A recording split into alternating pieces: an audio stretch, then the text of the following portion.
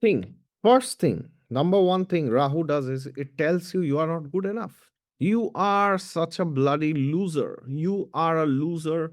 You don't look good. You don't earn good. You have a bad sex life. You have a bad married life. You do not have property. You do not have this. You do not have that. Rahu's most powerful weapon is shame. Shame on you. Shame on you. Oh my God. Look at that person. He has a better job than me. He has a better wife than me. Her husband is more rich compared to mine. Yes, is this familiar? कभी कभी सुना है कहीं पे? I know you have heard it. I have heard it. Everybody hears it, right? It's the voice within us which keeps telling us, we are not good enough. And what happens when we hear this voice? What happens? We believe it. We believe every single word of it, right? Why do we believe this? Because this is Rahu's voice.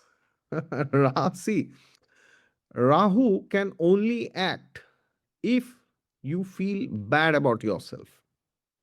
If you're feeling good about yourself, Rahu has no place in this world.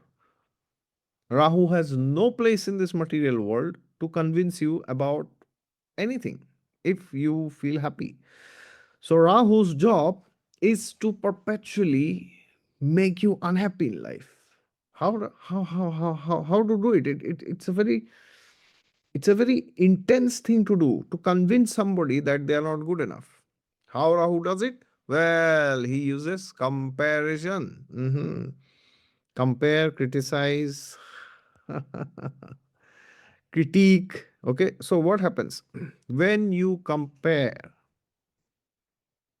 the problem is everybody in this world will always have somebody who will be better than them in some aspect of life. So, suppose you are a very good looking person, it is highly unlikely that you will also be earning the best money and have the best marriage. Everything will be best. It's very highly unlikely. Something or the other will always be missing. Why? Because as per astrology, if you use astrologic there, the lord of the dusthanas, the lords of the 6th, 8th, and the 12th houses will always sit somewhere. They will sit somewhere. So they will create trouble there. So it's like saying the Dusthana houses, lords, the lords of the Dusthana houses, 6, 8, 12, they are the best friends of Rahu because they are the ones. So they don't tell you you are not good enough, but they create problems in life. In some area, of course. And because of that, what happens? Rahu gets an excuse. Oh, look. You haven't got a promotion from the last 3 years, 5 years. Oh, such a loser you are. Look at this neighbor. He's half smart as you. He's, half handsome as you. And he has got a promotion. Look at your colleague who is sitting next to you. Ha, good for nothing. Bloody idiot. Still got the promotion. What about me? मेरा कब आएगा number? हर कुत्ते का दिन आता है हमारा number कब आएगा? So Rahu uses the power of the Dusthana houses to make you feel empty inside. Now, what is the cure? The cure is also important. That's what is the most important thing because if you do not discuss the cure, well, yeah, your days are numbered. Okay, which means you will perpetually keep falling into this ruckus and you will not be able to move ahead in life because you will be miserable always. So, today we will discuss what is the cure. Very important. All right. But before that, if you are new to the channel, don't forget to subscribe to Exotic Astrology. And if you have watched this far, I'm sure you have already enjoyed. So please hit the thumbs up. And for personalized horoscope consultations, you can always go to my website down in the description section. Now, in the website www.exoticastrology.in, you can also see the latest consultation slot which is available.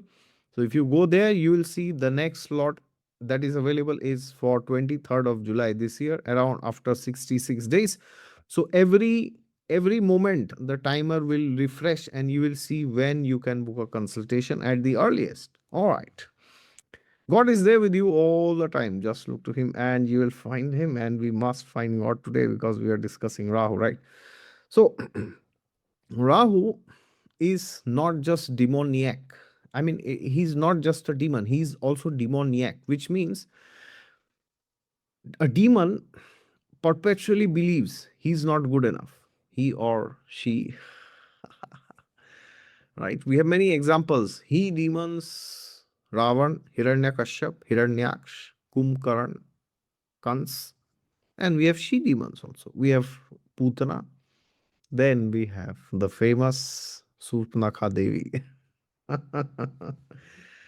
So why these, what was common among all these personalities, all these great personalities rather, very famous, very powerful, very attractive, very intelligent, very smart, but what was one thing common?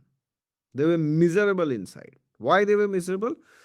Because they thought there is somebody better than us, and that is something which we cannot tolerate. Just the fact that they exist is intolerable. We have the example of the Kauravas, headed by Duryodhan, and of course, his brother Dushasan, then his best friend Karn, and we have his mama Shakuni, right? The very fact that the Pandavas existed in this world, they were breathing, was intolerable for the Kauravas, especially for Duryodhan. Why? Because he believed that he's not good enough.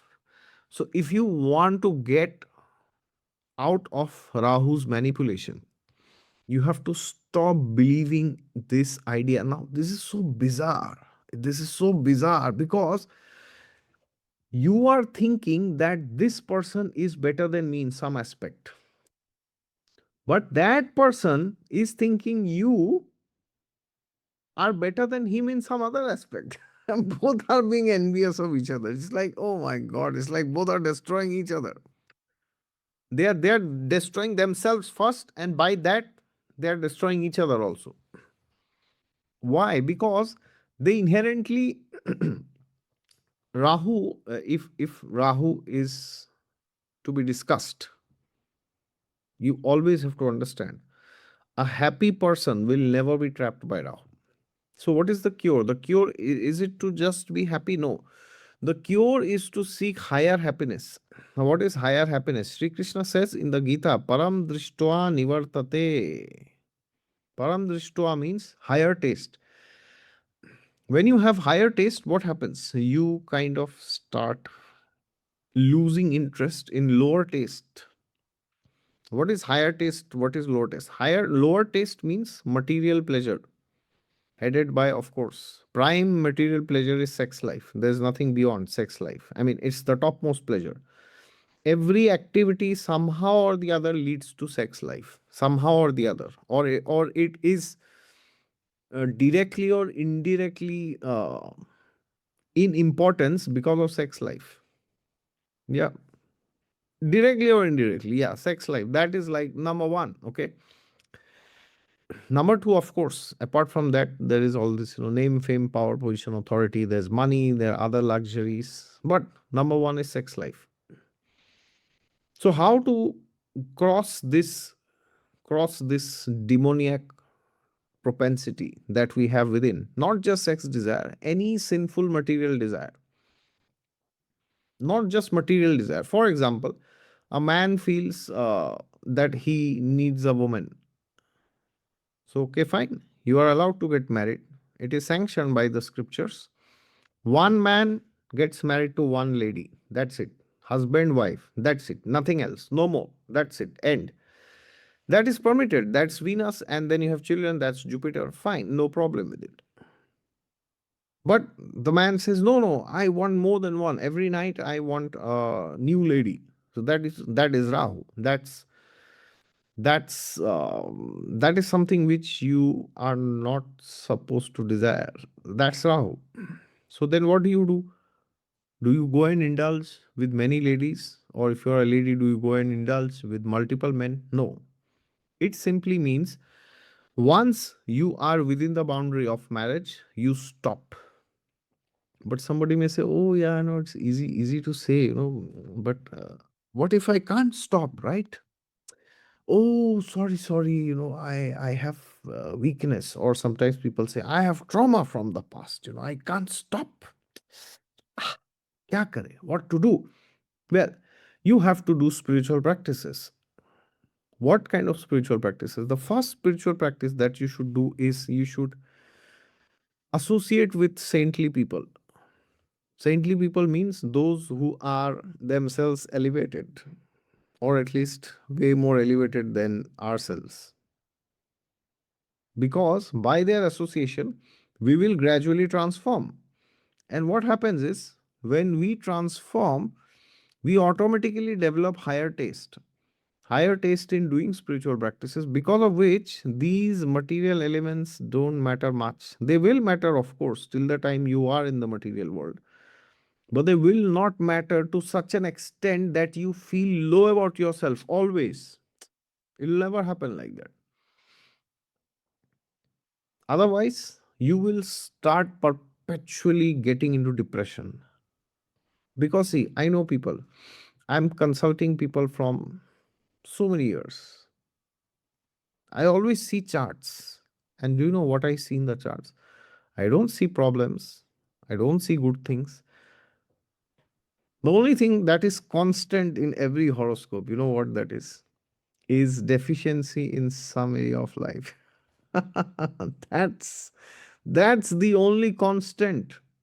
So, ladies and gentlemen, if you constantly feel negative about yourself or your life, it does not mean you are feeling bad, but it just means you are being too much absorbed about your material life. So that is an indication of spiritual poverty, basically. This is what it means. This is very simple. So if you don't have spiritual activities to perform in your life, like chanting the holy name, associating with saintly people, reading the Bhagavad Gita, reading the Srimad Bhagavatam, hearing from elevated souls, Nityam Bhagavat Seva, as the Srimad Bhagavatam says, then what happens? Matter is all that is exists. That is all, right? Money, sex life, luxury, this is all. And the problem with this is, always there will be somebody in your neighborhood, in your family, in your friend circle, or outside in social media, random people that you don't know but you follow in social media, who will be better than you. Always. Or even if you are best at everything, you will still be temporary. Now imagine, suppose there was an actor, I will not take names, but imagine an actor, in 1950s, 60s, Bollywood, Hollywood. Maybe they had everything. Maybe, let's assume, they had the best marriage, best appearance, best money. Everything was best, top tier. But where are they now? Where are they now? What kind of a miserable old age they are in now, if they are living, provided. I mean, who was already a star in the 50s or 60s? I doubt they are surviving still. But imagine they are surviving, or somebody was a star in 60s, 70s, how miserable they are, right? Birth, old age, disease, death, janma, mrityu, jara, vyadi, dukkha, doshanudarsham. So now, even if they had everything, now they will feel depressed, because now they don't have that level of popularity, that level of sexual appeal, that level of monetary value, right? So one possibility is you don't have everything, which is 99.99999%. And the worst part is, even if you don't fall in this, you fall in the rest 0.00001%, which means you have everything, you still will only have it temporarily. All right. So Rahu is like a treadmill which you are running on, but you're not reaching anywhere. And now you may say, "Oh, but at least in a treadmill, you are burning calories, right?" Here, even that is not correct. You are just increasing your calories of anxiety. Okay. So therefore, the best way and the only way to not get manipulated, cheated, destroyed, tormented, harassed, bombarded, bullied by Rahu is not by increasing your material possessions beyond a certain extent. I'm not saying money is not important. I'm not saying don't get married. I'm not saying go to the forest. I'm not saying don't have children. Do all this. But beyond a certain extent, when you keep doing this, when this becomes the only sole goal of your life, then you get bombarded all the time. All right. So stop doing it and do spiritual practices along with your material life. That will make you happy. And the moment you're happy, Rahu disappears because he can't impact you because you don't feel deficient anymore. Okay. Thank you so much, ladies and gentlemen. God is there with you all the time. Just look to Him and you'll find Him for consultations. Please go to my website down in the description section. Don't forget to hit a thumbs up if you made up this long so far. And of course, if you're new, don't forget to subscribe to Exotic Astrology. And please do let me know down in the comments how Rahu bombarded you.